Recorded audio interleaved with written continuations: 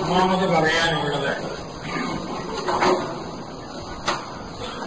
ഒരുമാതിരി ആളുകളെ സമ്മതിക്കുന്ന ഒരു കാര്യം, അയോധ്യ ഒരു റിലീജിയസ് ഇഷ്യൂ അല്ല, ഒരു പൊളിറ്റിക്കൽ ഇഷ്യൂ അല്ല. ആ വിധത്തിലേ അത് എടുത്തിട്ടുള്ളൂ. It is not a religious issue. അത് പൊളിറ്റിക്കൽ ഇഷ്യൂ എന്ന് പറയുന്നത് ഇപ്പോഴത്തെ ഗവൺമെന്റിൽ നിന്ന് അധികാരം പിടിച്ചെടുക്കാൻ പല ഗ്രൂപ്പുകൾ പലപ്പോഴായിട്ട് ശ്രമിച്ചിരിക്കുക. അതിലൊന്ന് VP സിംഗിന്റെ ഗ്രൂപ്പ് മംഗൾ പറഞ്ഞ് കുറച്ചു നാളത്തേക്ക് അധികാരം പിടിച്ചു പറ്റി നിലനിൽക്കാൻ ഒത്തില്ല. ചന്ദ്രശേഖരന്റെ ഗ്രൂപ്പ് കുറച്ചു നാളത്തേക്ക് അധികാരം പിടിച്ചു പറ്റി നിലനിൽക്കാൻ ഒത്തില്ല. എന്നാൽ പിടിച്ചു പറ്റുകയും നിലനിൽക്കുകയും ചെയ്യണമെന്നുള്ള ഉദ്ദേശത്തോടുകൂടെ ലോങ് ടേം പ്ലാനിങ്ങിന്റെ ഫലമായിട്ടുള്ള ഒരു പൊളിറ്റിക്കൽ പ്ലാനിന്റെ ഒരു ഭാഗമാണ് അയോധ്യ. ഇത് വെറും ഒരു യാദൃശ്ചിക സംഭവമല്ല. അയോധ്യയ്ക്ക് ചുറ്റും ഉള്ളതാണ് ഫൈസാബാദ് എന്ന് പറയുന്ന ഡിസ്ട്രിക്ട്. ഫൈസാബാദ് ഡിസ്ട്രിക്ട് ഒരു മുസ്ലിം ഡിസ്ട്രിക്റ്റാണ്. അവിടെ മുസ്ലിംസുമായി ഒരു കോൺഫ്ലിക്റ്റ് ഉണ്ടാക്കിയിട്ട് ആ ഇഷ്യൂ ഉപയോഗിച്ച് ഇപ്പോഴത്തെ ഗവൺമെന്റിനെ താഴെ ചാടിച്ച് ഗവൺമെന്റ് പിടിച്ചു കയറണം. ഇതേ ഉള്ളൂ കിട്ടുന്ന ആളുകളുടെ പ്രധാനപ്പെട്ട ഉദ്ദേശം. അല്ലാതെ രാമജന്മഭൂമി മോചിക്കണമെന്നൊന്നും അല്ല അതിന്റെ പറയുന്നത്. പ്രധാനപ്പെട്ട പിന്നെ കുറെ പാവങ്ങളായ ഹിന്ദുക്കളെ തെറ്റിദ്ധരിപ്പിച്ചു, റിലീജിയസ് ഇഷ്യൂ ആണ് തെറ്റിദ്ധരിപ്പിച്ച് അവരെ ഉപയോഗിച്ച് കാര്യങ്ങൾ കാണാൻ ശ്രമിക്കുകയാണ്. ഈ plan to overthrow the government using the issue of communalism കുറെ നാളുകളായി തുടങ്ങിയിട്ട് അതിന്റെ പുറകിൽ നിൽക്കുന്ന ആളുകൾ മുമ്പോട്ട് അധികം വരുന്നില്ല. നിൽക്കുന്ന പഴയ ആളുകൾ വീര സവർക്കറിനെ പോലെയുള്ള ആളുകൾ, ഗോൾവാൾക്കറെ പോലെയുള്ള ആളുകൾ, മഹാത്മാഗാന്ധിയെ പോലുള്ള നാഥുറാം ഗോഡ്സെയെ പോലെയുള്ള ആളുകൾ, അവര് 1947 പാകിസ്ഥാൻ രാജ്യത്തിന്റെ ഒരു ഭാഗം പാകിസ്ഥാനായിട്ട് വിഭജിച്ചു പോയപ്പോൾ അത് തന്നെ തെറ്റായിപ്പോയിരുന്നു. സമ്മതിച്ചുകൂടായിരുന്നു.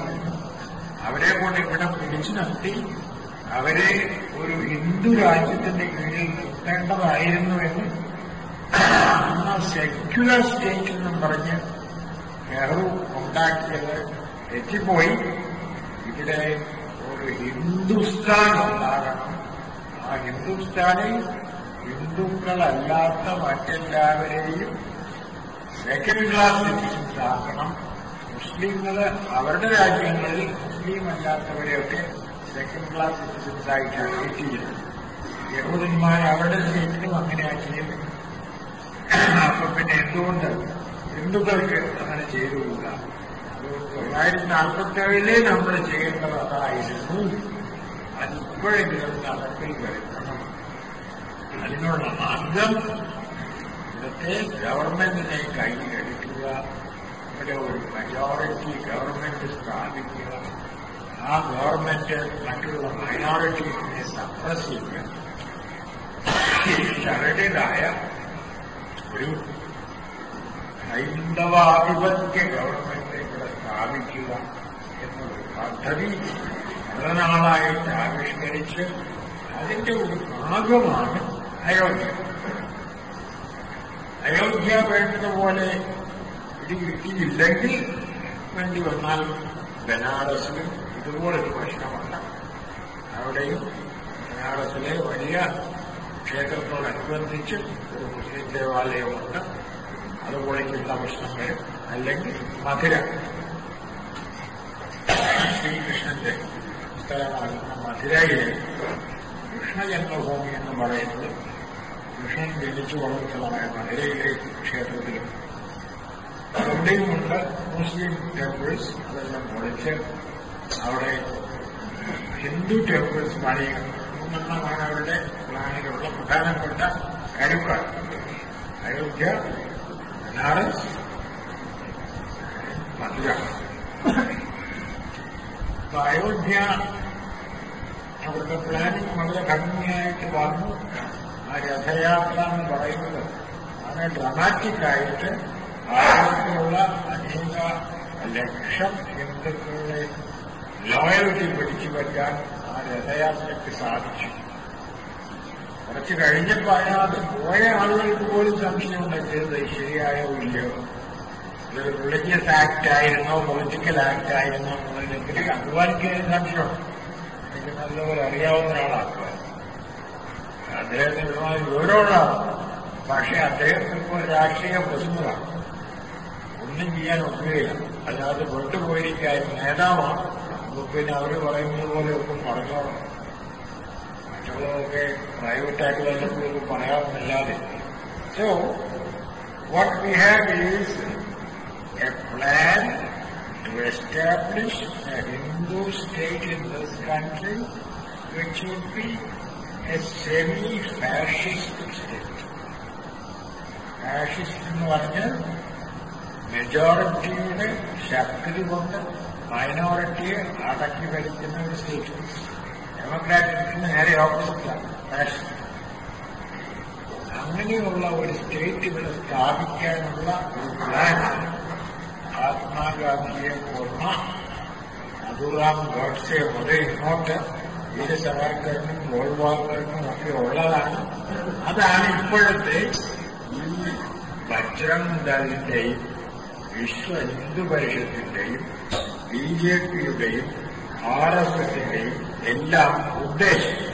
പല ഓർഗനൈസേഷൻസ് ആയിട്ട് ഇട്ടിരിക്കുന്നത് തൽക്കാലം ഒരു ഓർഗനൈസേഷൻ എതിരായിട്ട് ആരെങ്കിലും പ്രൊസീഡ് ചെയ്താൽ വേറൊരു ഓർഗനൈസേഷന് വർക്ക് ചെയ്യാൻ അവസരം ഉണ്ടാക്കാൻ വേണ്ടിയാണ്.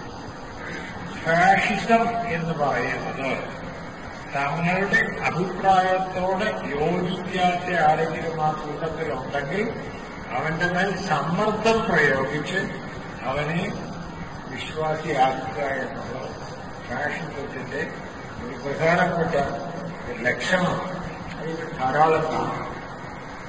വേദിയാണ്. അതിനകത്ത് പെട്ടുപോയിട്ടുള്ളവർക്ക് അതിനെക്കുറിച്ച് എന്തെങ്കിലും ക്രിറ്റിസിസം ചെയ്തു പോയാൽ അവരെ കൊല്ലാൻ കഴിയും. അയോധ്യ സംഭവിക്കുന്ന സമയത്ത് ഞാൻ എവിടെയായിരുന്നു? മാൾട്ടായിലായിരുന്നു. അവിടുന്ന് ഓടി വന്നു. 2 ദിവസത്തിനകത്ത് ഓടി ഇവിടെ എത്തി. 8-ാം തീയതി അവിടെ എത്തിയോ 7-ാം തീയതി വന്നു കഴിഞ്ഞപ്പോഴത്തേക്ക് ഭയങ്കര സിറ്റുവേഷനാണ്. 9-ാം തീയതി 10-ാം തീയതി ഒരു പ്രസ് കോൺഫറൻസ് നടത്തി. ഒരു മുസ്ലിം ജൈനനും ഒരു ഹിന്ദു സന്യാസിയും പ്രസ് കോൺഫറൻസിൽ ഓരോരുത്തരും അവരുടെ അഭിപ്രായങ്ങൾ പറഞ്ഞു കൊടുത്തിട്ടുണ്ട്. ഞാൻ എന്റെ ഒരഭിപ്രായം പ്രകടിപ്പിച്ചു. അതായത് ഇപ്പോ അയോധ്യയിൽ ഈ ബബ്രി മസ്ജിദ് ബലം പ്രയോഗിച്ച് പൊളിച്ച് തെറ്റായിപ്പോയി എന്ന് വാജ്പേയി പറഞ്ഞു. ആ പറഞ്ഞത് എത്ര നന്നായി. അത് ഒന്ന് ശരിയായിട്ട് പറയുകയും അത് തെറ്റിപ്പോയി ഒരു തെറ്റായ പ്രവൃത്തി ചെയ്തു എന്ന് യഥാർത്ഥമായിട്ട് പറഞ്ഞ് അതിന് മാപ്പ് ചോദിക്കുകയും ചെയ്താൽ ഇവിടുത്തെ മുസ്ലിങ്ങളും അത്ര തന്നെ ഉദാത്തമായിട്ട് ഉയരും. അത് മാപ്പ് തരാനും ഒരു പുതിയ അന്തരീക്ഷം സൃഷ്ടിക്കാനും സാധിക്കും എന്ന് പത്രക്കാരോട് ഞാൻ പറഞ്ഞു. സ്വാമി എന്റെ മേൽ ചാടി. സാധ്യമല്ല, അങ്ങനെയുള്ള കാര്യങ്ങളൊന്നും പറയാനൊന്നുമില്ല. പിന്നീട് പത്രക്കാരൻ പറഞ്ഞു, ഫാദർ പറഞ്ഞത് മാത്രമേ ഉള്ളൂ ഇതുവരെ നിങ്ങൾ പറഞ്ഞതിന്റെ കൂട്ടത്തിൽ കാര്യമുള്ള ഒറ്റ കാര്യമാണ്. പിന്നെ വേറെ പത്രക്കാരൻ അയാൾ വരെ ചാടി. ഇതാണ് പ്രസ് കോൺഫറൻസ് വിളിച്ചു. ഇതാണ് ഫാഷിസം എന്ന് പറയുന്നത്. അവർക്ക് ഇഷ്ടമില്ലാത്ത ഒരഭിപ്രായം പറഞ്ഞാൽ നമ്മുടെ മേൽ ചാടി വീഴുകയും നമ്മളെ ബലപ്രയോഗം ചെയ്യുകയും ചെയ്യുന്നു. കഴിഞ്ഞ ആഴ്ചയിൽ കൂടെ വിപുലമായ ഒരു മീറ്റിംഗ് നടത്തി. 2 മുസ്ലിംസിനെയും 2 ഹിന്ദുസിനെയും 2 വഴിത്തിരിച്ചുകൊണ്ട് ഞാൻ തന്നെ മീഡിയേറ്ററായിട്ടിരുന്നുകൊണ്ട് വലിയ ഒരു നാഷണൽ ഡിബേറ്റ് നടത്തി. അതും ഇതുപോലെ പരാജയമായി. ഇത് തമ്മിൽ സംസാരിക്കാനോ ശാന്തന്മാരായ ആളുകൾ, ഒരാള് നാനാജി ദേശ്മുഖ് RSSന്റെ ഫൗണ്ടറാണ്, ഒരാൾ മറ്റേ 60 മുസ്ലിംസാണ്. അവരൊന്നും ചലഹിച്ചില്ല, ശാന്തമായിരുന്നു. എങ്കിലും പ്രശ്നങ്ങളെക്കുറിച്ച് എന്തെങ്കിലും അങ്ങോട്ട് പറയുമ്പോൾ അതിന് മറുപടി പറയില്ല. ഒരു ഉദാഹരണം, നാനാജി ദേശ്മുഖിനോട് ഞാൻ ചോദിച്ചു, അധ്യക്ഷനാണെങ്കിൽ വളരെ ക്ഷമിക്കണം, ഈ രാജ്യത്ത് ഞാനൊരു ഭാരതീയനാണ്, ഭാരതം എന്ന് പറഞ്ഞാൽ എന്താണെന്ന് എനിക്കറിയാം. ഹിമാചലത്തിന്റെയും ദക്ഷിണ സമുദ്രത്തിന്റെയും ഇടയ്ക്ക് കിടക്കുന്ന സ്ഥലം, അതാണ് ഭാരതം. അതിന്റെ മകനാണ് ഞാൻ. അതുകൊണ്ട് ഭാരതീയനാണെന്ന് സമ്മതിക്കാൻ എനിക്ക് അഭിമാനമാണ്. അത് പോരെ, ഞാൻ ഹിന്ദുവാണെന്നുകൂടെ സമ്മതിക്കണോ എന്ന് ഞാൻ നാനാജിയോട് ചോദിച്ചു. ഭാരതീയനാണെന്ന് ഞാൻ സമ്മതിച്ചാൽ പോരെ? അവരെല്ലാം പറയുന്നത് പോരുന്ന ഞാൻ ഹിന്ദുവാണെന്നും കൂടെ സമ്മതിക്കണം. ഹിന്ദുത്വം ഉള്ളവർക്ക് ഇവിടെ ജീവിക്കാവുന്ന അവരുടെ argument, nationalist argument. Hindutva is the requirement to be a citizen of this country. മുസ്ലിം ആയാലും ക്രിസ്ത്യാനി ആയാലും എല്ലാവരും ഹിന്ദുത്വം സ്വീകരിക്കും. അതാണ് ഞാൻ ചോദിച്ചത്. ഹിന്ദുത്വം സ്വീകരിക്കാൻ ഞാൻ നോക്കുകയില്ല, ഭാരതീയത്വം ഞാൻ സ്വീകരിക്കുന്നുകൊണ്ട് ആരും നിർബന്ധിക്കേണ്ട, അഭിമാനപൂർവ്വം സ്വീകരിക്കുന്നു. അത് മതിയെന്ന് ചോദിച്ചപ്പോൾ അദ്ദേഹം വിഷയം മാറ്റിക്കൊണ്ടുപോകും. ഓബ്വിയസ്ലി അത് കൂടുതൽ ഡിമാൻഡ് ചെയ്യാനൊന്നില്ല. ഞാൻ ഭാരതീയനാണെന്നുള്ളത് സമ്മതിച്ചു കഴിഞ്ഞാൽ പിന്നെ ഞാൻ ഹിന്ദുവാണെന്നും കൂടെ സമ്മതിക്കണം, നിർബന്ധിക്കാനൊക്കില്ല. അതുപോലെ മുസ്ലിംസോട് ഞാൻ ചോദിച്ചു, നിങ്ങളെപ്പറ്റി ഹിന്ദുക്കൾക്കുള്ള സംശയം നിങ്ങളുടെ ബേസിക് ലോയൽറ്റി ഈ രാജ്യത്തോടല്ല ലോകത്തിലുള്ള മുസ്ലിം കമ്മ്യൂണിറ്റിയോടാണ് എന്നുള്ളത് ഇവരുടെ സംശയം എന്ന് ഞാൻ പറഞ്ഞു. What you have to say about this എന്ന് മുസ്ലിംസിനോട് ചോദിച്ചു. ആ ഇഷ്യൂറാണ്, പ്രധാനമായ ഇഷ്യൂറാണ്. അത് ചോദിച്ചപ്പോൾ ഒരു വിഷയം മാറ്റിയാക്കിയോട് പോവുകയാണ്. അവരോട് പറഞ്ഞു ഇമ്പോർട്ടന്റ് ഡിസ്കഷൻ. പക്ഷേ ഇഷ്യൂസ് ഒന്നും ഇപ്പോൾ ഫേസ് ചെയ്യാനുള്ള വൈകാരികമായ ഐക്യം ഇല്ല.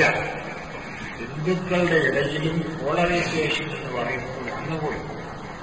ഹിന്ദുക്കളുടെ ഇടയിൽ ബാബറി മസ്ജിദ് പൊളിച്ചത് നന്നായി എന്ന് പറയുന്ന 60% ഹിന്ദുക്കളുണ്ടെന്നാണ് പറയുന്നത്. 60% ഹിന്ദുക്കളുടെയും അഭിപ്രായത്തിൽ ബാബറി പൊളിച്ചത് നന്നായിരുന്നു. 40% പേര് തെറ്റിപ്പോയെന്ന് പറയുന്നത്. അപ്പോ ഈ പൊളിച്ചത് നന്നായി എന്ന് പറയുന്നവരുടെ ഇടയ്ക്ക് എന്നാൽ ആ പൊളിച്ചതിനെപ്പറ്റി വിമർശിക്കാൻ ശ്രമിച്ചാൽ മതിയാണ്. അവന് ഭയങ്കര വികാരണവശാലും പറയാൻ സമ്മതിച്ച ഒരു ഹീനസ് ക്രൈമാണെന്ന് ഹിന്ദുക്കൾ പലരും പറയും. വളരെ ലജ്ജാവഹമായ ഒരു ക്രിമിനൽ പ്രവൃത്തിയാണെന്ന് ഹിന്ദുക്കൾ പറഞ്ഞു. അങ്ങനെ പറയുന്നവരെയൊക്കെ അടിക്കാൻ വരെ മറ്റ് ഹിന്ദുക്കൾ തയ്യാറാവും. മീൻസ് ഹിന്ദുക്കളുടെ ഇടയ്ക്ക് തന്നെ ഒരു പോളറൈസേഷൻ സംഭവിച്ചു കഴിഞ്ഞു. അതിന്റെ ഇടയ്ക്ക് നിന്ന് ഒന്ന് റെക്കൺസൈൽ ചെയ്യാൻ ആരുമില്ല. ഹിന്ദുക്കളുടെ മത നേതാക്കന്മാരെന്ന് പറഞ്ഞ് വോട്ട് വന്നിരിക്കുന്നവരുടെ 90% ഈ ഒരു പ്രശ്നം ഉപയോഗിച്ച് രാഷ്ട്രീയത്തിന്റെ മുമ്പിൽ കയറണമെന്ന്, സ്വാമിമാർക്ക് ഭരിക്കാവുന്ന ഒരു രാജ്യമായിട്ട് തീരണമെന്ന് പറയുകയാണ്. ചീപ്പ, അവർക്ക് ഒരു മെച്യൂരിറ്റിയുമില്ല. പൊളിറ്റിക്കലായിട്ട് എന്താണ് രാജ്യം ഭരിക്കാന്നതിനെ പറ്റി യാതൊരു പിടിയുമില്ല. അവരുടെ വിചാരം എത്ര സ്വാമിമാരുണ്ടെന്നാണ് അവരുടെ വിചാരം. Minimum 10 lakhs probably more. ആ അത്രയും സ്വാമിമാരുടെ ഒരു വലിയ സംഘത്തിന്റെ വിചാരം നമ്മുടെ കയ്യിലോട്ട് രാജ്യം വരാൻ പോവുകയാണ്. ആ സമരാജ്യമായിട്ട് വന്നു കഴിഞ്ഞാൽ പോളിറ്റീഷ്യൻസിനേക്കാൾ കൂടുതൽ ഇവിടെ ശക്തിയും അധികാരവും കിട്ടാൻ പോകുന്നത് റിലീജിയസ് ലീഡേഴ്സിനാണ്. അതുകൊണ്ട് നമ്മൾ ഇതിനകത്ത് ഫൈറ്റ് ചെയ്യണം എന്നുള്ളതാണ് ഈ സ്വാമിമാരുടെ ശാന്തന്റെ അഭിപ്രായം. അയോധ്യയിൽ ദൈവ ആരാധനയേക്കാൾ കൂടുതൽ ഈ ഫൈറ്റിങ്ങിന്റെ സ്പിരിറ്റാണ് കൂടുതൽ കാണുന്നത്. മുസ്ലിങ്ങളുടെ നോക്കിയാലോ ലീഡർഷിപ്പ് ഇല്ല എന്നുള്ളതാണ് ഏറ്റവും പ്രധാനമായ പ്രശ്നം. അവർക്ക് ജമാ മസ്ജിദിലെ ഇമാമായിരുന്നു, അദ്ദേഹത്തിന്റെ ഫത്വയാണ് ശരിയായിട്ടുള്ളതെന്ന് കുറച്ച് നാളൊക്കെ പറയുമായിരുന്നു. അത് മുസ്ലിംസ് തന്നെ സുന്നി എന്നും ഷിയ എന്നും രണ്ട് മാതിരി ഉണ്ടല്ലോ. സുന്നീസിന്റെ ഫത്വയുടെ പ്രശ്നമില്ല, ഷിയാസിനെ ഉള്ളൂ ഫത്വ. ഫത്വ എന്ന് പറഞ്ഞാൽ ഒരു റാബി ഒരു കൽപ്പന അയച്ചാൽ ആ കൽപ്പന അനുസരിച്ച് എല്ലാ മുസ്ലിങ്ങളും പെരുമാറിക്കൊള്ളണം എന്നുള്ള തത്വം ഷിയാസിനെ ഉള്ളൂ. അത് ഈ ജുമാ മസ്ജിദിലെ നബി പല ഫത്വകളും ഇറക്കി അവസാനം മണ്ണനായി അദ്ദേഹത്തിന്റെ ഫത്വകൾക്ക് വിലയില്ലാതായി. വേറെ ഒരു ലീഡർ ഇല്ല. എല്ലാ മുസ്ലിങ്ങളും ബഹുമാനിക്കുന്നതും മുസ്ലിങ്ങൾക്ക് പറയാൻ സാധിക്കുന്നതുമായ ലീഡർ മുസ്ലിങ്ങളുടെ ഇല്ല. That is the present situation. പിന്നെ ആരാ അവരെ നയിക്കുന്നത്? പലപ്പോഴും ലോക്കൽ പോളിറ്റീഷ്യൻസാണ് നയിക്കുന്നത്. ഒരു ഉദാഹരണം ഞാൻ പറയാം. ഞങ്ങളുടെ ഡൽഹിയിലെ കുറച്ചൊരു 100-120 മൈൽ അപ്പുറത്ത് നൂഹ് എന്ന് പറയുന്ന സ്ഥലമാണ്. അവിടെ ഈ 6-ാം തീയതിയാണല്ലോ, ഡിസംബർ 6-ാം തീയതിയാണല്ലോ മസ്ജിദ് പൊളിച്ചത്. അത് അവിടെയുള്ള മുസ്ലിങ്ങൾ എക്സ്പെക്ട് ചെയ്തിരുന്നു എന്ന് തോന്നുന്നു. BBC അത് കാണിച്ചു അന്ന് വൈകുന്നേരം. രാവിലെയാണല്ലോ പൊളിച്ചത്. വൈകുന്നേരത്തെ BBC സ്റ്റാർ TV പ്രോഗ്രാമില് ഇത് പൊളിക്കുന്നത് മുഴുവനും ഡീറ്റെയിൽഡ് ആയിട്ട് കാണിച്ചപ്പോൾ ഒത്തിരി മുസ്ലിംസ് വില്ലേജസിൽ നിന്നൊക്കെ ടെലിവിഷനുള്ളവരുടെ വീട്ടിൽ നിന്ന് പറഞ്ഞുകൂടി ഇത് കണ്ടു കഴിഞ്ഞപ്പോൾ അന്ന് വൈകുന്നേരം അവരെല്ലാം കൂടെ ഒരു മുസ്ലിമിന്റെ വീട്ടിൽ കൂടി എന്താണ് ചെയ്യേണ്ടത് എന്നുള്ള ആലോചന. അപ്പോൾ ആലോചന എന്താ, അവര് നമ്മുടെ ഒരു മസ്ജിദ് പൊളിച്ചെങ്കിൽ അവരുടെ സകല അമ്പലവും പൊളിക്കണം. ഇതാണ് റിയാക്ഷൻ. അത് പലരും പലതരത്തിൽ ആർഗ്യൂ ചെയ്തു. ഒരു ആർഗ്യുമെന്റ്, ഈ മസ്ജിദ് പൊളിച്ചിട്ടുണ്ടെങ്കിൽ അത് ഗവൺമെന്റ് അറിഞ്ഞുകൊണ്ടാണ്. ദാറ്റ് മീൻസ് ഗവൺമെന്റ് മസ്ജിദിനെ പ്രൊട്ടക്ട് ചെയ്യില്ല, നമ്മളെയും പ്രൊട്ടക്ട് ചെയ്യില്ല. ഇനി ഇവിടെ ഈ രാജ്യത്ത് നമ്മൾ ജീവിക്കണമെങ്കിൽ നമ്മളെ അല്പം പേടിയുണ്ടാകണം, അല്ലെങ്കിൽ യാതൊരു രക്ഷയുമില്ല. അവരിങ്ങോട്ട് ചെയ്യുന്നത് പോലെ അങ്ങോട്ടും ചെയ്യാൻ നമ്മളെ കൊണ്ട് ഒക്കുമെന്ന് കാണിച്ചു കൊടുത്തെങ്കിൽ ഇവിടെ ജീവിക്കാനുള്ള ഒരഭിപ്രായം കുഴപ്പമില്ലാണ്. അപ്പോഴത്തേക്ക് പോലീസ് ഇൻസ്പെക്ടർ ഇത് കേട്ടുവാങ്ങി എന്തോ ആണ് നമ്മളെന്തോ അവിടെ നീട്ടിക്കൂടിക്കുന്നു. ഇല്ല, ഞങ്ങളിങ്ങനെ വർത്തമാനം പറയുക എന്നൊക്കെ പറഞ്ഞ് പോലീസ് ഇൻസ്പെക്ടറെ പറഞ്ഞയച്ചു. ഇൻസ്പെക്ടർ ഉടനെ പോലെ റിപ്പോർട്ട് ചെയ്തു. അതിന്റെ ഫലമായിട്ട് അവിടെ അടുത്തുള്ള എല്ലാ അമ്പലത്തിലും 4 പോലീസുകാരെ വീതം ഗാർഡ് നീക്കി. പിറ്റേ ദിവസം രാവിലെ ഈ വില്ലേജിലുള്ള 200, 300, 400 മുസ്ലിങ്ങൾ ഒരുമിച്ച് വന്ന് എല്ലാ അമ്പലങ്ങളിലും വെച്ചു. 4 പോലീസുകാരെ കൊണ്ട് യാതൊന്നും ചെയ്യാൻ പറ്റില്ല.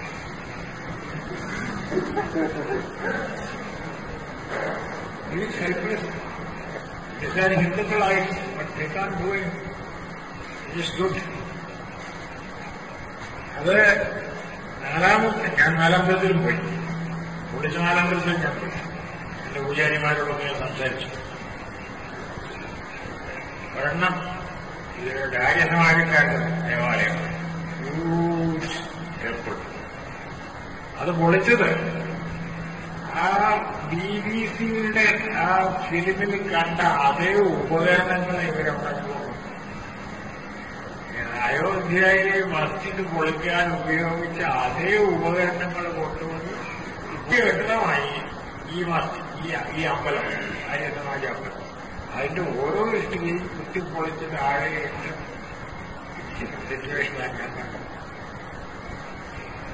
4 അമ്പലവും പൊളിച്ചിട്ടുണ്ട്. 4 അമ്പലത്തിലും കരയിട്ട് അതിനകത്തുള്ള ഐഡിയൽസിനെ എല്ലാം അടിച്ച് ഒട്ടിച്ച് താഴെയിട്ട്, എന്നിട്ട് മുമ്പിലെ മെയിൻ ടെമ്പിളിലുള്ള അമ്പലത്തിൽ ഒരു ശിവലിംഗമാണ്. ആ ശിവലിംഗത്തിന്റെ മുകളിൽ ടയറിന് തീ കൊടുത്ത് ആ ടയർ കൊണ്ട് ഹാരമണിയിട്ടിരിക്കുക. കത്തുന്ന ടയർ കൊണ്ട് ഹാരമണി ശിവലിംഗം. ഞങ്ങളതിൽ ഇൻസൾട്ട് ചെയ്യാനില്ല. എന്റെ പേരെ സംബന്ധിച്ച് ഈ 4 അമ്പലത്തിലും പോവുകയും അവിടെ ആളുകളോട് സംസാരിക്കുകയും ചെയ്തതിന് പല കാര്യങ്ങളും എനിക്ക് മനസ്സിലായി. But the Muslims were saying, if we don't fight back, we can't live here. നമ്മൾ ഇതിനും കൂടെ കീഴ്പ്പെട്ട് കൊടുക്കാമെങ്കിൽ ഇനി നമ്മളെ ഇവിടെ കിടന്നേക്കില്ല. Very bad situation. അപ്പൊ ഈ സംഭവം കഴിഞ്ഞ് ഒരാഴ്ചയോളം കഴിഞ്ഞിട്ടാണ് ഞാൻ അവിടെ ചെല്ലുന്നത്. ഞാൻ ചോദിച്ചു, ഏതെങ്കിലും ഒരു റെക്കൺസിലിയേഷൻ സാധ്യമാകുമോ? 2 കൂട്ടരെയും കൂടെ വിളിച്ചു, ഏതൊക്കെ തെറ്റിപ്പോയി കഴിഞ്ഞല്ലോ, ഇനി നമുക്ക് പരസ്പരം ഗവൺമെന്റിൽ ജീവിക്കാമെന്ന് പറയത്തക്ക ചെയ്യാൻ പോകുമെന്ന് ചോദിച്ചിരുന്നു. അവിടുത്തെ എതിരെ വിളിച്ചു കൂട്ടി, ഡിസ്ട്രിക്ട് മജിസ്ട്രേറ്റിനെ വിളിച്ചു കൂട്ടി, കളക്ടറെ വിളിച്ചു, അവിടുത്തെ ജനങ്ങളെ പ്രധാനപ്പെട്ടവരൊക്കെ വിളിച്ച് സംസാരിച്ചു. അവർ പറയുന്നത് യാതൊരു വിധത്തിലും യാതൊരു സംഭാഷണവും നടക്കുകയില്ല. മുസ്ലിംസും ഹിന്ദുസും തമ്മിൽ നോ കോൺവെർസേഷൻ ഇസ് പോസിബിൾ. ഞാൻ പറഞ്ഞു, ഹൈസ്കൂളുണ്ടല്ലോ ഇവിടെ. ഹൈസ്കൂളിലെ ടീച്ചേഴ്സ് കുറെ പേര് മുസ്ലിംസും കുറെ പേര് ഹിന്ദുക്കളുമായിരിക്കും. അവരൊരുമിച്ച് കൂടിയാൽ ആ പിള്ളേരെ കൊണ്ടൊരു ജോയിന്റ് മാർച്ച് നടത്താം. സമാധാനത്തിന്റെ മാർച്ച്. ടീച്ചേഴ്സ് ഒരുമിച്ച് കൂടുകയില്ല, പിള്ളേരെ ഒരുമിച്ച് കൂട്ടാൻ നോക്കുകയില്ല. അങ്ങനെ കൂട്ടിയാൽ ആരെങ്കിലും ബഹളമുണ്ടാകും. അതൊന്നും ചെയ്യാൻ പോരുന്നതിന് 2-3 ദിവസം മുമ്പേ വോട്ടേഴ്സ് പോയി ഒരു സമഭാവന, മതസമഭാവന മാർച്ച് ഒരെണ്ണം നടത്താൻ പോയി. അതിനെ BJP അറ്റാക്ക് ചെയ്തു. ഒരാൾ മരിച്ചു, കുറെ പേര് ജയിലിലാക്കി. ഇതാണ് നടക്കുന്നത്. കേരളത്തിലൊന്നും അത്രയും വന്നില്ല. ഉണ്ടായിരുന്നു, അധികമൊന്നും പുറത്തു വന്നില്ല. ഇതും പുറത്തൊന്നും വന്നില്ല. ഈ പറഞ്ഞ സംഭവമൊന്നും പത്രത്തിലായി വരുന്നില്ല. പോലീസുകാർ പറഞ്ഞ് ഞാൻ അറിഞ്ഞു. നമ്മുടെ DIGയാണ് അവിടെ ഉള്ളത്. ഘോഷിയുടെ സപ്പോർട്ട് ഓടിനവിടെ പോയി ഇതെല്ലാം പോയി കാണുകയായിരുന്നു. ഒരു കാര്യം എനിക്ക് മനസ്സിലായി, ഈ പറയുന്ന അമ്പലം കത്തിക്കാനാണെങ്കിലും വരുന്ന ആളുകളെല്ലാം ലൂട്ട് നല്ലപോലെ നടത്തും. അവിടെ കിട്ടാവുന്ന അല്പമെങ്കിലും വിലയുള്ള എല്ലാ സാധനങ്ങളും മോഷിച്ചുകൊണ്ടു. ഒരമ്പലത്തിൽ 70 പശുവുണ്ടായിരുന്നു. 70നെ അടിച്ചുകൊണ്ട് പോയി ഗേറ്റ് അടിച്ച് പുറത്തു കൊണ്ടുപോയി കഴിഞ്ഞപ്പോൾ കൺട്രോളില്ല. കുറെ ഒന്ന് ഓടിപ്പോയിനെ കുറെ യശാപ്പുകാർ കൊണ്ടുപോയി. കുറെ ഒന്ന് ബോംബെയിലേക്കുള്ള കണ്ട് കിട്ടുന്നതാണ്. ഏതായാലും 5 എണ്ണം തിരികെ വന്നു. 7 എണ്ണം ഞാൻ ചെന്നപ്പോൾ 8 എണ്ണം തിരികെ വന്നിട്ടുണ്ട്. പശുവിനിപ്പോൾ എന്ത് വിലയുണ്ട്? ഇങ്ങനെ വിലയുള്ളതല്ല, 5000 രൂപ വിലയുള്ളതാണ്. നല്ല പശു, മറ്റ് 70 പശു. അതിനെല്ലാം കൊണ്ടുപോയി ചിലത് തയ്യാറ് ചെയ്തു, ചിലത് വിഷ്ടു. അതുപോലെ അയാൾക്ക് ഉണ്ടായിരുന്ന ഈ വിഗ്രഹങ്ങളുണ്ടായിരുന്ന ആഭരണങ്ങൾ മുഴുവൻ കൊണ്ടുപോയി ദേവാലയത്തിനകത്ത് ഉണ്ടായിരുന്ന എന്തെങ്കിലും വിലയുള്ള സാധനങ്ങൾ താമസമായാണ് താമസിക്കുന്നുണ്ട്. അവരുടെ വീട്ടിലുള്ള സാധനങ്ങൾ മീൻസ് ലൂട്ടിൽ. അപ്പം വെളിച്ചത്തല്ല ഇത്. മുസ്ലിംസിന്റെ റിയാക്ഷൻ എന്ന് പറയുന്നത് മതത്തിന്റെ യാതൊന്നുമില്ല. ഇത് വെരി ഹൈലി ഇറലിജിയസ് റിയാക്ഷൻ. ദൈവവുമായിട്ട് യാതൊരു ബന്ധവുമില്ലാത്ത റിയാക്ഷൻ. അവരുടെ അഭിമാനം കാണിക്കാനുള്ള റിയാക്ഷൻ. അവരെ ഹ്യൂമിലിയേറ്റ് ചെയ്ത് അഭിമാനം കാണിക്കാനുള്ള റിയാക്ഷൻ. ഇതാണ് ഒരു വശം. മറുവശം, ഇതിനകത്ത് നമ്മുടെ ഗവൺമെന്റിന്റെ റോൾ എന്താണ്? നരസിംഹറാവു മുതൽ എങ്ങോട്ടുള്ളത് എന്താണ് ചെയ്തിട്ടുള്ളത്? വളരെ ക്ലിയറായി. ഇന്ന ദിവസം കരസേവ തുടങ്ങുമെന്ന് അവര് പറഞ്ഞ സമയത്ത് central government knows that it is their intention to bring down the Babri Masjid. ധാരാളം സ്പെഷ്യൽ റിപ്പോർട്ട്സ് കിട്ടിയിട്ടുണ്ട്. പക്ഷേ അവിടെ ആ മസ്ജിദ് പൊളിക്കാതിരിക്കണമെങ്കിൽ UP ചീഫ് മിനിസ്റ്ററെ അതിന്റെ തലേ ദിവസം ഡിസ്മിസ് ചെയ്തിട്ട് സെൻട്രൽ ഗവൺമെന്റ് അതിന്റെ റെസ്പോൺസിബിലിറ്റി എടുക്കണം. അത് നരസിംഹറാവു ചെയ്യില്ല എന്ന് മാത്രമല്ല, ഈ സംഭവം കഴിഞ്ഞ് 2 ദിവസം കഴിഞ്ഞു വെള്ളിയാഴ്ച പുറത്താക്കുകയും ചെയ്തു. That means Prime Minister knew what he was doing. Prime Minister had given an undertaking to the sadhus that the Babri Masjid can be demolished, and he is partied this reward where the better. Prime Minister is a willing party. Congress പാർട്ടിക്കകത്തുള്ള വലിയ ഭൂരിപക്ഷത്തിന് ഈ മസ്ജിദ് പൊളിച്ചത് നന്നായി എന്നുള്ള വിചാരം. അവർ വലിയ secularism ഒക്കെ പറയുമെങ്കിലും അവരുടെ അകത്തുള്ള ഹിന്ദുക്കളുടെ ഈ വലിയ വിഭാഗത്തിൽ ഇത് പൊളിച്ചത് ശരിയായി, ഈ മറ്റേ ടെമ്പിൾ അങ്ങ് പണിതങ്ങ് പോയച്ചാൽ മതി, 2 ട്രസ്റ്റോ അങ്ങനത്തിലൊക്കെ ഉണ്ടാക്കി ഒരു ടെമ്പിളും അതിന് പിന്നെ മസ്ജിദിന്റെ കാര്യം വരുമ്പോൾ ചിലപ്പോൾ അയോധ്യയുടെ പുറത്തെങ്ങാനായി മസ്ജിദ് വരും, ഒരു വെള്ളം ഉണ്ടാക്കിയാണ്. അതിനുള്ള സകല സാഹചര്യങ്ങളും നരസിംഹറാവു ഗർവോടുകൂടിയാണ് ഉണ്ടാക്കി. ദർശനം പറഞ്ഞൊരു ബഹളം ഉണ്ടായി. ഈ മസ്ജിദ് പൊളിച്ചു കഴിഞ്ഞിട്ട് അതിന്റെ മുകളിൽ ടെമ്പററി ആയിട്ടൊരു അമ്പലത്തിന്റെ ഒരു ഷേപ്പ് ഉണ്ടാക്കിയിട്ട് അതിനകത്ത് കൊണ്ടുപോയി വിഗ്രഹങ്ങളെ വെച്ചിരിക്കുകയാണ്. വയ്ച്ചു കഴിഞ്ഞപ്പോൾ അതിന്റെ ദർശനം വേണമെന്ന് പറഞ്ഞ് ഒത്തിരി പേര് കിടന്ന് വെള്ളം വയ്ക്കാൻ പറഞ്ഞപ്പോൾ അവരെ അനുവദിച്ചു. അത് കഴിഞ്ഞിട്ട് ആ ഗവൺമെന്റിനെ ഡിസ്മിസ് ചെയ്തു. എന്തുകൊണ്ട്? ഗവൺമെന്റ് അറിഞ്ഞുകൊണ്ട് അങ്ങനെ ദർശനം കൊടുത്തു ഉടങ്ങിക്കഴിഞ്ഞാൽ പിന്നെ അവരെ അമ്പലം പണിയായിരിക്കാൻ ഒത്തു തരാന്നുള്ളത് അതിനുവേണ്ടിയാണ്. ദാറ്റ് മീൻസ് ഒരേയിടത്തും നമുക്ക് നീതിയായിട്ടും ന്യായമായിട്ടും ചെയ്യുന്നത് ഇപ്പൊ ഈ രാജ്യത്തില്ല. There is no justice until the people rise up and demand from the authority. അതുപോലെ ജസ്റ്റിസ് ഇപ്പോഴത്തെ നിലയ്ക്ക് ഇനി നടക്കുകയില്ല. എക്കണോമിക് ഇഷ്യൂസിലായാലും പൊളിറ്റിക്കൽ ഇഷ്യൂസിലായാലും അനീതി നടന്നുകൊണ്ടിരിക്കുകയാണ്. കാരണം BJP ഹിന്ദുക്കളുടെ വോട്ടിന്റെ വലിയൊരു ശതമാനം കിട്ടാതെ കോൺഗ്രസിന് ജയിക്കാൻ ഒക്കുകയില്ല. കോൺഗ്രസ് ഇപ്പോഴും ഹിന്ദുക്കളെ എതിർപ്പിച്ചാൽ കോൺഗ്രസിന്റെ വഴി തീർന്നു. That is the only thing that they are concerned about, not about what happens to the country. അതിന്റെ കൂടെ വന്നതൊക്കെ മുമ്പിലൊക്കെ അവരൊക്കെ നല്ല സെക്യുലറിസ്റ്റാണ്. പക്ഷെ ഒന്നും ചെയ്യാനൊക്കത്തില്ല. Policy is all made behind the scenes. അതിനെതിരായിട്ട് ഫൈറ്റ് ചെയ്യുന്ന ആളാണ് അർജുൻ സിംഗ്. പക്ഷേ അർജുൻ സിംഗിനെ കുറ്റപ്പെടുത്തി കഴിഞ്ഞു. So, what is happening in the country is a policy which will create a very bad situation. അടുത്ത ഇലക്ഷൻ എന്ന് സംഭവിക്കുന്നത് ഹിന്ദുക്കളെ സംബന്ധിച്ചിടത്തോളം BJPയുടെ സപ്പോർട്ട് വർദ്ധിച്ചു കഴിഞ്ഞു. ഞാൻ വിചാരിച്ചത് ഈ മസ്ജിദ് പൊളിച്ചതിന്റെ ഒരു വിരോധം വലിയ ഒരു സംഘം ഹിന്ദുക്കൾക്ക് ഉണ്ടാകുമെന്ന്, അതുകൊണ്ട് BJPയുടെ പോപ്പുലാരിറ്റി പോകുമെന്നും അയാൾ പോയിട്ടില്ലെന്ന് മാത്രമല്ല ഹിന്ദു സപ്പോർട്ട് വലുതായിട്ട് BJPക്ക് കിട്ടിക്കൊണ്ടിരിക്കും.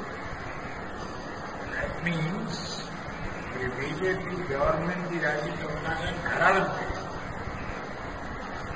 ഉണ്ടാകുകയാണെങ്കിൽ അവിടെ മൈനോറിറ്റീസിന് നോർമലായിട്ടുള്ള റൈറ്റ്സ് ഒന്നും കാണില്ല. ഭരണകൂടം നടത്തി വരാനുള്ള ഒരു ശ്രമമാണ് ഇല്ല എന്നാണ് എന്റെ വിചാരം. ജനങ്ങൾ അതേക്കുറിച്ച് ബോധവാന്മാരാകുന്ന സമയത്ത് ഉണർന്ന് എഴുന്നേറ്റ് ഇതിനെ ചെറുക്കും എന്നാണ് എന്റെ വിചാരം. പക്ഷേ ഇപ്പോഴത്തെ കാലത്ത് ഒരു പൊളിറ്റിക്കൽ പാർട്ടിക്ക് ക്രെഡിബിലിറ്റി ഇല്ല. ജനങ്ങൾക്ക് ഒരു പാർട്ടിയെയും വിശ്വാസമില്ല. ലെഫ്റ്റ് പാർട്ടി ആയാലും റൈറ്റ് പാർട്ടി ആയാലും ഒക്കെ അവനവന്റെ വോട്ടിന് വേണ്ടിയുള്ളത് മാത്രമേ ചെയ്യുന്നുള്ളൂ, രാജ്യത്തിന് വേണ്ടിയുള്ളത് ചെയ്യുന്നില്ല എന്ന് ജനങ്ങൾക്ക് പൊതുവെ ഒരു ബോധ്യം വന്നിരിക്കുന്നത് കൊണ്ട് പൊളിറ്റിക്കൽ ലീഡർഷിപ്പിൽ നിന്ന് യാതൊന്നും നോക്കാനില്ല. പിന്നെ ജനങ്ങളുടെ ഓട്ടോമാറ്റിക് ആയിട്ടുള്ള ഒരു റിവോൾട്ട് ഉണ്ടാകുക എന്നുള്ളതാണ് പോസിബിലിറ്റി. Real possibility.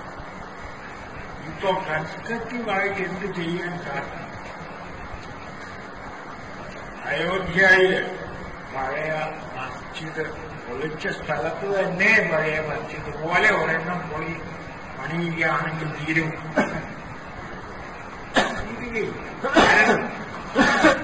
മുസ്ലിങ്ങളെ സംബന്ധിച്ചിടത്തോളം മസ്ജിദ് ഇമ്പോർട്ടന്റ് അല്ല. അതൊരു വലിയ ആരാധനാ സ്ഥലമല്ല, ഒരു തീർത്ഥയാത്രാ കേന്ദ്രമല്ല, ചരിത്രപരമായ പ്രാധാന്യമുള്ള സ്ഥലമല്ല, മതപരമായ. But it became the symbol of there prestige. അത് പൊളിക്കും എന്ന് കുറെ പേര് പറഞ്ഞപ്പോൾ, പൊളിക്കാൻ ഞങ്ങൾ സമ്മതിക്കില്ല എന്ന് പറഞ്ഞപ്പോൾ അവരുടെ അഭിമാനത്തിന്റെ പ്രതീകമായി തീർന്നേ ഉള്ളൂ. ആ അഭിമാനത്തെ വ്രണപ്പെടുത്തി കഴിഞ്ഞു. സെൻട്രൽ ഗവൺമെന്റ് പറഞ്ഞു മസ്ജിദ് പൊളിക്കാൻ അനുവദിക്കുകയില്ല ഞങ്ങൾ. മസ്ജിദ് പൊളിച്ചു. സെൻട്രൽ ഗവൺമെന്റിന് അധികാരമില്ല, പറയുന്ന വാക്കിന് വിലയില്ല എന്നവർക്ക് ബോധ്യമായി. That means building the masjid again or not is not the important issue. Muslims are saying, how can we live in this country? Who will guarantee justice for us? ഇതാണ് ഇപ്പോൾ അവർ പറയുന്നത്. ഇതിന്റെ മറുവശം, മുസ്ലിംസിന് ഉത്തരേന്ത്യയില് ജനസംഖ്യയുടെ 12% ഉണ്ടെന്നാണ്.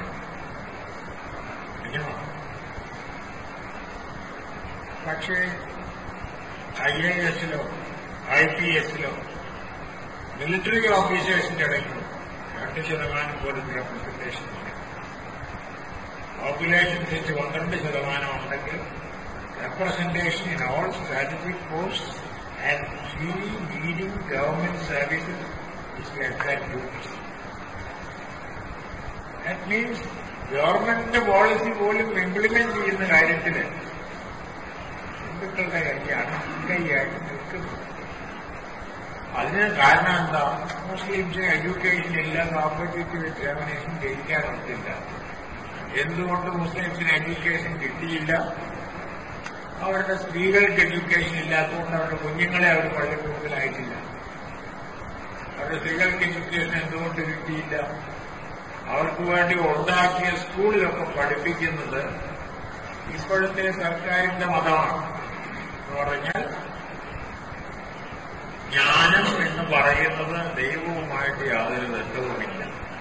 ഇതാണ് സർക്കാരിന്റെ മതം. നമ്മുടെ സ്കൂളിലൊക്കെ നിങ്ങളുമൊക്കെ പഠിച്ചിരിക്കുകയാണ്. Knowledge has nothing to do with God. Knowledge is independent of God. Science എന്ന് പറയുന്നത് ദൈവമായിട്ടുള്ള ബന്ധം. God and any part of the hypothesis of science? No. Our knowledge is totally independent of God. Education is independent of God. Medicine. Medical science ദൈവത്തെ പറ്റി വല്ലതും പറയേണ്ട ആവശ്യം ഇല്ല. Medicine is independent of God. Political institutions, independent of God. എല്ലാ independent ഗോഡായിട്ടുള്ള ഒരു സംസ്കാരത്തിന്റെ സ്കൂളുകളിൽ ഞങ്ങളുടെ പിള്ളേരെ ഞങ്ങൾ അയക്കുന്നില്ല എന്നാണ് മുസ്ലിം അമ്മമാര് പറയുന്നത്. ഞങ്ങളുടെ ഇസ്ലാം മതമാണ് ഇതിനേക്കാൾ പ്രധാനം, ഞങ്ങളുടെ വിദ്യാഭ്യാസത്തിനേക്കാൾ നമ്മൾ കൊടുക്കുന്ന ജോലിയേക്കാളും ഒക്കെ പ്രധാനമായിട്ടുള്ളത് ഞങ്ങളുടെ വിശ്വാസം. ആ വിശ്വാസത്തെ നിങ്ങളുടെ പള്ളിക്കൂടത്തിൽ അയച്ച് ഈ സർക്കാർ മതം പഠിപ്പിച്ച് അവരുടെ ഇസ്ലാം മതം ഇല്ലാതാക്കാൻ ഞങ്ങൾക്ക് ഇഷ്ടമാണ്. അതെന്താ നമ്മൾ ചോദിക്കുന്നില്ല. നമ്മള് സർക്കാർ മതമൊക്കെ പഠിച്ചു പിന്നെ തിരുവനാഴിക്കൽ സെമിനാരിൽ വന്നത് ശരിയാക്കാമെന്ന് പറയാം ഇല്ലേ? സർക്കാരിന്റെ മതമാണ് നമ്മൾ നിലനിൽക്കിയിരിക്കുന്നത് ഇല്ലേ? Knowledge has nothing to do with God, education has nothing to do with God, medicine has nothing to do with God, politics has nothing to do with God, economics has nothing to do with God. ഇതല്ലേ നമ്മുടെ കാര്യങ്ങളെന്ന് പറയുന്നില്ല. അത് ഭയങ്കരമായി വിലപരീതമായി അതാണ് സർക്കാർ പഠിപ്പിക്കുന്ന എല്ലാ സ്കൂളിലും. അതാണ് നമ്മളൊക്കെ പഠിപ്പിക്കുന്നത്. അത് പഠിക്കാൻ കഴിയുക മുസ്ലിം ഉമ്മമാർ പറയും. നമ്മുടെ പിള്ളേരത് പഠിക്കണ്ട, ഞാൻ പഠിക്കാതിരുന്നാൽ എന്താ വരുന്നത്? കംപ്ലീറ്റ് ചെയ്യാൻ ഒക്കുകയില്ല, IAS പോലെ ഒക്കുകയില്ല, IPS പോലെ ഒക്കുകയില്ല, ജോലി കിട്ടുകയില്ല, തൊഴിലില്ലായ്മ ഉണ്ടാകും. അപ്പോ പ്രശ്നം അതുപോലെ പ്രോബ്ലം ഇസ് വെരി കോംപ്ലക്സ്. ഒന്നാമത് ഗവൺമെന്റ് ഫാഷിസ്റ്റ് ആണോ ഡെമോക്രാറ്റിക് ആണോ ഗവൺമെന്റിന് നീതി ലഭിക്കുമെന്നുള്ളത്. രണ്ടാമത് എങ്ങനെയുള്ള ഒരു വിദ്യാഭ്യാസ സംസ്കാര സമ്പ്രദായം ഉണ്ടെങ്കിലാണ് മനുഷ്യന് ഇവിടെ ജീവിക്കാൻ അതാണ് ഇന്ന് നമ്മുടെ മുമ്പിൽ അവശേഷിക്കുന്ന വളരെ പ്രധാനപ്പെട്ട ചോദ്യം. ഈ ചോദ്യത്തെ BJPക്കാർ ഉപയോഗിക്കുന്നു. സൂഡോ സെക്യുലറിസം, കപട മതനിരപേക്ഷമാണ്. കപട മതനിരപേക്ഷമാണ്. കപട മതനിരപേക്ഷം, സൂഡോ സെക്യുലർ, BJPയുടെ സ്ലോഗനം. പക്ഷേ അത് പറയുന്നത് പോയിട്ടുണ്ട്. സർക്കാരിന്റെ മതം എന്ന് പറയുന്നത് സെക്യുലറിസം, മനുഷ്യനെതിരാണ്. പക്ഷെ ഇവർ പറയുന്ന മതം അതിനേക്കാളും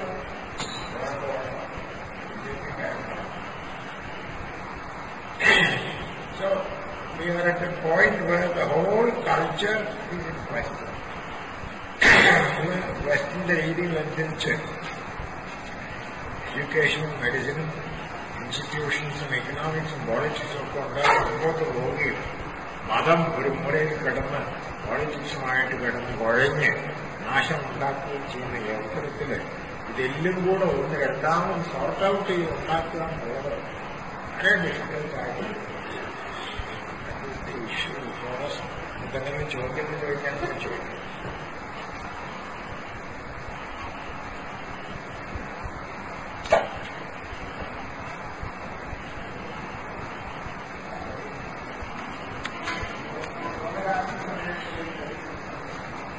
ലോകരാഷ്ട്രങ്ങളുടെ ഇടയിൽ മുസ്ലിം വേൾഡിൽ തീർച്ചയായിട്ടും ഇന്ത്യയെ ഒറ്റപ്പെടുത്തണം, ഇന്ത്യയെ ശിക്ഷിക്കണം എന്നുള്ളതാണ്.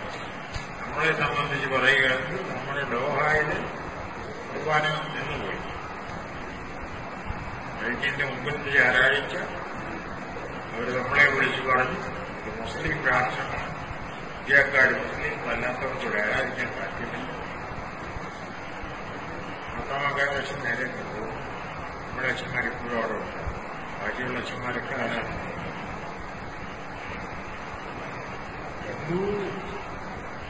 anti-Hindu spirit very strong among the Muslims all over the world. Pakistan മാത്രമല്ല, ബംഗ്ലാദേശ്, എല്ലാ മുസ്ലിം കൺട്രീസിലും സ്ട്രോങ് ആന്റി-ഹിന്ദു സ്പിരിറ്റ്. അതുകൊണ്ട് നമ്മുടെ കാലത്തിൽ പോയിട്ടുള്ള കുട്ടികൾ ഒക്കെ ഈ പ്രജുഡിസ് കിട്ടുന്നുണ്ട്. ക്രിസ്ത്യാനികളാണെന്ന് പറഞ്ഞു, തീർച്ചയായിട്ടും ഇന്ത്യക്കാരനാണെങ്കിൽ ആന്റി ഇന്ത്യൻ സ്പിരിറ്റാണ് ഇപ്പോൾ അവിടെ. ഉദാഹരണത്തിന് മറ്റ് കൺട്രീസിനിടയ്ക്ക് ഇന്ത്യ ഒരു ഇക്കണോമിക് കുഴിയിലേക്ക് പോയിക്കൊണ്ടിരിക്കുകയായിരുന്നു. പതുക്കെ പുതിയ ഒരു വേൾഡ് ബാങ്കിന്റെ ഒരു സിസ്റ്റത്തിൽ പതുക്കെ കയറി തുടങ്ങുന്നുണ്ടെന്നൊരു പേരുണ്ടായിരുന്നു. അതിനിടയ്ക്ക് ഇത് വന്നപ്പോൾ തകർന്നോ ഇനിയും ഇൻവെസ്റ്റ് ചെയ്യാമോ ഈ രണ്ട് രാജ്യത്ത് എന്നുള്ള ചോദ്യമാണ്. അതുകൊണ്ട് ഇക്കണോമിക് ഇൻവെസ്റ്റ്മെന്റിന്റെ കാര്യത്തിൽ കുറച്ച് കുറവൊക്കെ പോയിട്ടുണ്ട്. നമ്മളെ പറ്റി പൊതുവെ സോറി നേഷൻ പുറത്ത് അതൊക്കെ നടക്കാൻ ചില പ്രയാസം.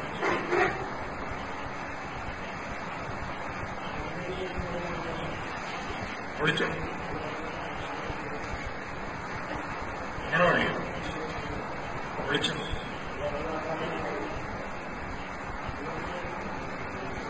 പറയരുത്.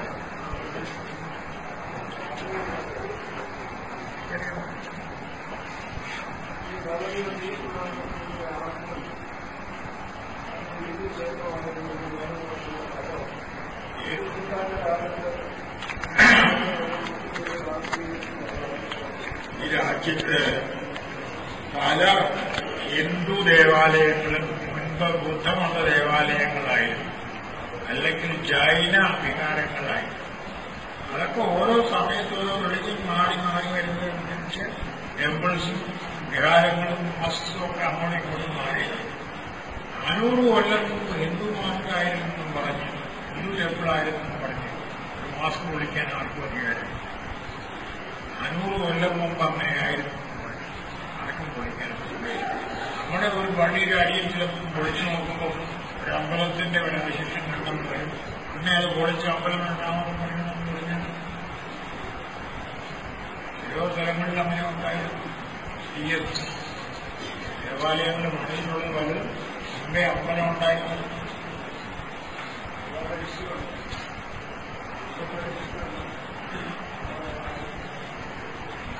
അപ്പോ വഴിക്ക് പോയാൽ ഇതിന് അവസാനം വരില്ല.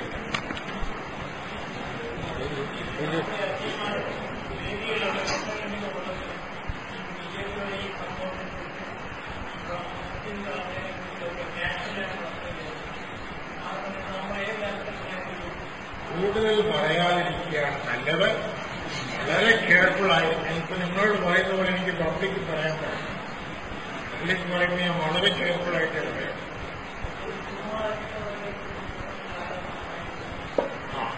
ആയിക്കോടെ എന്ത് പറ്റി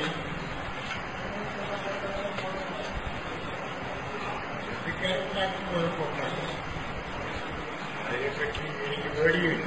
ബിജെപിക്കാരെന്നെ അറ്റാക്ക് ചെയ്താലും that is good for problem. അങ്ങനെ പറയരുത്. അതായത് നമ്മൾ സമാധാനം ഉണ്ടാകണം, നീതി നടക്കണം എന്നുള്ളതല്ലാതെ ഒരു കമ്മ്യൂണിറ്റിയെ ഒന്നടങ്കം കുറ്റം പറയരുത്. ഞാനും പറയത്തില്ല. മുസ്ലിംസിനെ ഒന്നടങ്കം കുറ്റം പറയത്തില്ല, ഹിന്ദുക്കളെ ഒന്നടങ്കം കുറ്റം പറയത്തില്ല. സ്പെസിഫൈ ചെയ്തതിനെ പറയാം. It is the one thing you can not the community as a whole.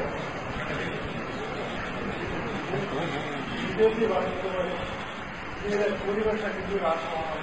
ഇതിലെ ഭൂരിപക്ഷം വരുന്ന അവരുമായിട്ട് പ്രകാരത്തിൽ ഭാഗീകരണം ഇതുപോലുള്ള ഭൂരിപക്ഷം ആരാണ്? അല്ലല്ല, ഭൂരിപക്ഷം ആരാണെന്നുള്ളത് ആദിവാസികളും ദളിത്സും എല്ലാം കൂടെ കൂടിയാൽ ഹിന്ദുക്കള് ഒറ്റപ്പെട്ടു പോകും. കൂടുമോ എന്നുള്ളത് ഇപ്പം നമുക്കറിയാൻ പാടില്ല. ഇപ്പൊ ട്രൈബൽസിനെ കൂടെ കൂട്ടാൻ ശ്രമിക്കുകയാണ് BJP.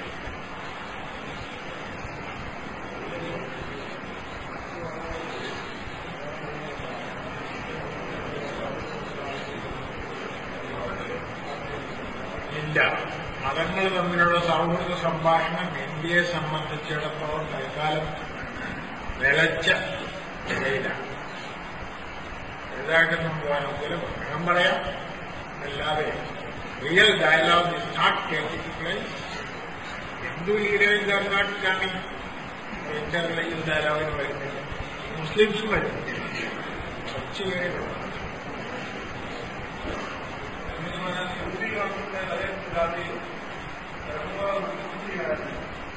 ആ ഗവൺമെന്റ് സംഭവം കോടതി മറ്റ് നിലനിർത്തിക്കൊള്ളാൻ അങ്ങനെ ഒരു ഗവൺമെന്റ് ശരിയാണ്. അത് കർമ്മൂറാവിലെ പദ്ധതിയുടെ സർക്കാർ നടത്തുന്ന കഴിയുള്ളൂ. എങ്ങനെ യു പി ഗവൺമെന്റ് ഡിസ്കസ് ചെയ്യണമെന്ന്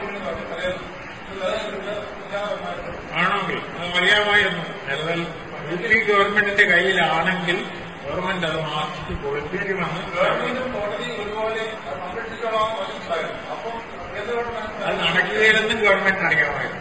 കോടതി പറഞ്ഞിട്ടുള്ളത് ഗവൺമെന്റ് പറഞ്ഞിട്ടുള്ളത് നടക്കുകയെന്ന് അറിയാമായിരുന്നു. ഇപ്പോൾ നമുക്ക് കോടതിയെ ബഹുമാനമാണ്, കോടതിയല്ലേ പറഞ്ഞ് നടക്കുകയായിരുന്നു. UP ഗവൺമെന്റ് ഇപ്പോഴും ബഹുമാനമാണ്. അല്ല, കഴിഞ്ഞല്ലേ പിരിച്ചുവിട്ടുള്ളൂ, നേരത്തെ പിരിച്ചുവിടണമായിരുന്നു. കോടതിയെ പിരിച്ചുവിടേണ്ട ആവശ്യമില്ല.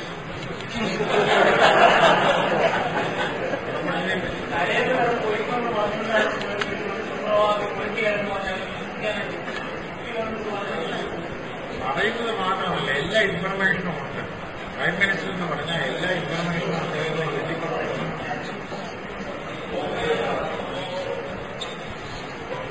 ബോംബെയിലെ സംഭവം അല്പം വ്യത്യാസമുള്ളതാണ്. അതിനകത്ത് ലോക്കൽ പോളിറ്റീഷ്യൻസും ലോക്കൽ ഗുണ്ടാകളും വളരെ പ്രധാനമായൊരു പങ്ക് വഹിച്ചിട്ടുണ്ട്. അവിടെ ബോംബെ പോളിറ്റീഷ്യൻസിന്റെ പരസ്പര സംഘർഷത്തിനകത്ത് ഈ കമ്മ്യൂണൽ ബഹളം ഉപയോഗിച്ച് ഒരു ബഹളം ഉണ്ടാക്കാൻ ശ്രമിച്ചു എന്നുള്ളതേ ഉള്ളൂ. അവിടെ കമ്മ്യൂണൽ മാത്രമല്ല, ഗുണ്ടായുസവും അതായത് മാഫിയായും എല്ലാം ഉണ്ട്. Bombay is different from UP.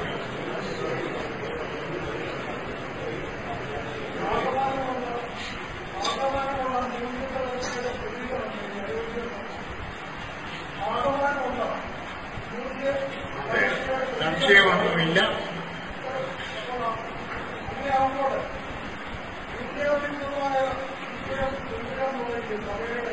എങ്ങനെ സാധിക്കും?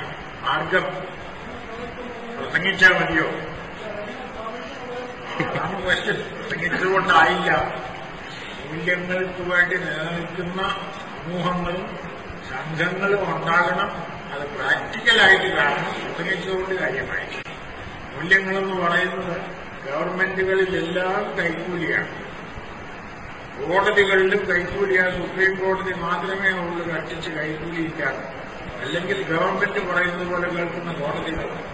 That means there is a total corrosion of values.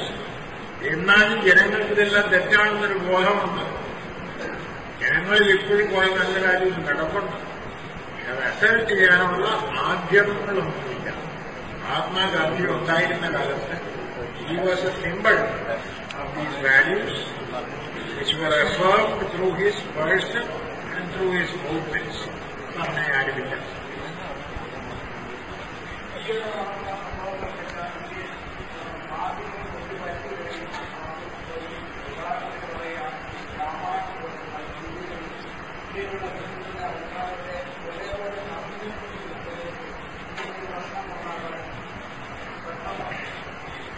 അഭിപ്രായം പറയുകയാണെങ്കിൽ 1977 പ്രസിഡന്റ് ഗാന്ധിയുടെ ഗവൺമെന്റ് താഴെ പോയി ജനതാ ഗവൺമെന്റ് വന്നപ്പോഴാണ് പ്രധാനമായിട്ട് തുടങ്ങിയത്.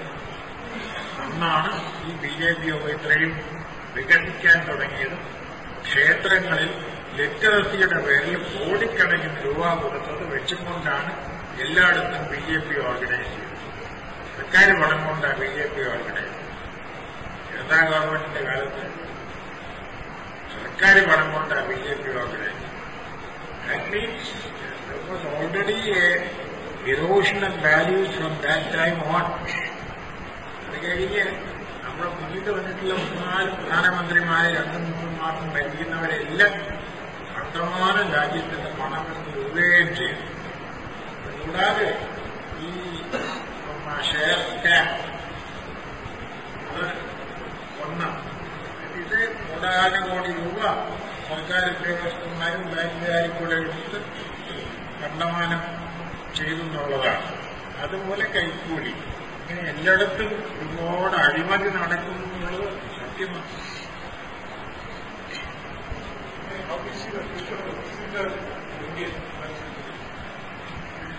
ക്രിസ്ത്യൻ ചർച്ചിൽ സെക്രട്ടറിയെ പറ്റി ഞാൻ എപ്പോഴും പറയുന്നത് പ്രോസിക്യൂഷൻ വരുമ്പോഴേ അത് ശരിയാവുള്ളൂ.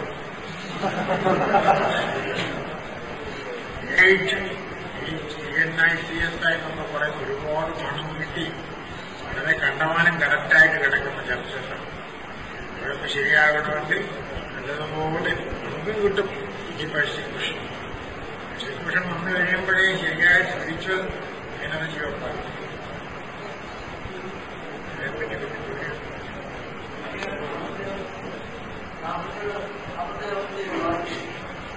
സ്ഥാപിച്ചു കഴിഞ്ഞു. ഞാൻ മനസ്സിലാക്കുന്നതായി വിവാദത്തിന്റെ ആദ്യ കാലഘട്ടത്തിൽ ലോകത്തിന് മൊത്തം തൊഴിലാളി വർഗത്തിന് അധികാരം പ്രതീതിയാണ്. എന്നാൽ ഈ മധ്യത്തിലേക്ക് വരുമ്പോൾ രാജ്യങ്ങളെല്ലാം പ്രത്യേകിച്ച് രാജ്യങ്ങളെല്ലാം മതങ്ങൾ അധികാരം പ്രതീതിക്കുകയാണ്. അപ്പൊ ആ ഒരു തരത്തിൽ ഇന്ത്യയിലെ ഈ മുമ്പോട്ട് കാണാൻ പറ്റിയ പ്രത്യേകിച്ച് ഗൾഫിലാണെങ്കിൽ പാകിസ്ഥാനിലെ അഫ്ഗാനിസ്ഥാനിലെ അവരുടെ കാഴ്ചപ്പാടിൽ കൃത്യം കണ്ടിട്ട് പോലും അവരുടെ കൃത്യം രാഷ്ട്രീയത്തിൽ അധികാരത്തോടുണ്ട്. അപ്പൊ ഇവിടെ മാത്രം ഇവരും അധികാരത്തിൽ മാറി നിൽക്കണമെന്ന് പറയുന്നത് ഒരു വിധത്തിൽ പറഞ്ഞാൽ അത്യാവശ്യം അവർ കാണിക്കുന്ന ഒരു അവഗണനയല്ലേ. രണ്ടാമത്തെ ചോദ്യം, ഈ നരസിംഹറാവു ഗവൺമെന്റ് ഇപ്പൊ ഈ വളരെ ശക്തമായ ഒരു നിലപാട് എടുത്തില്ലാന്ന് പറയുന്നു. അതേപോലെ ഈ DPCയുടെ ഗവൺമെന്റ് ശക്തമായ ഒരു നിലപാട് അവസാനം വിഷയം. അപ്പൊ അതുകൊണ്ട് തന്നെ അവർ പണത്തിൽ പുറത്തു കൊണ്ടുപോകും. ഈ ഒരു തലത്തില് നരസിംഹറാവു ഗവൺമെന്റ് ഈ ഒരു തലത്തിൽ എഴുതിയാണെങ്കിൽ ഇതിനെ പറഞ്ഞാൽ അത് 60% ഹിന്ദുക്കളും ഇന്ന് BJPയുടെ അനുകൂലമാണ്. അങ്ങനെയാണെങ്കിൽ ഈ കോൺഗ്രസ് ഈ ഇന്നത്തെ DPCയുടെ അവസ്ഥയിലേക്ക് പോവുകയുള്ളൂ എന്നാണ് എന്റെ അഭിപ്രായം.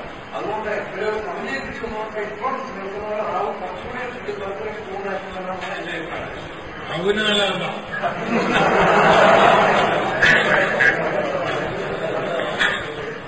രാജ്യത്തിനല്ല, അനീതി കൊണ്ട് ഒരു പാർട്ടി അധികാരം തുറന്നുകൊണ്ട് പോകുന്ന രാജ്യത്തിനല്ല.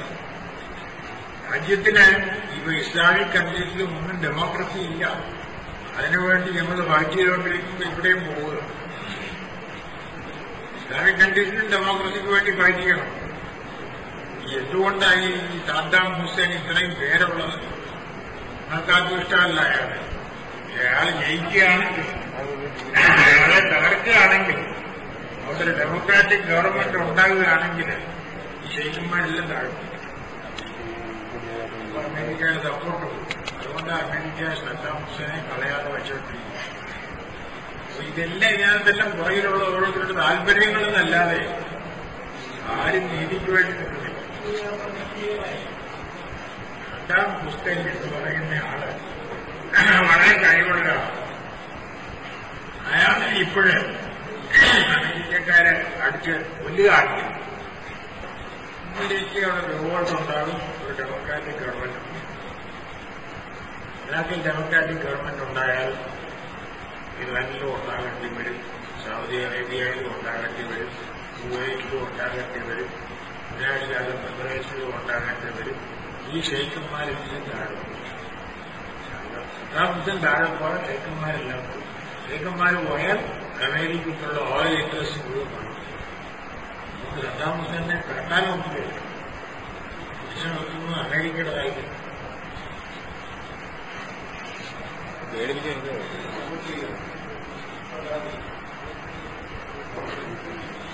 അല്ലെങ്കിൽ അവിടെ ഡെമോക്രസി വന്നു.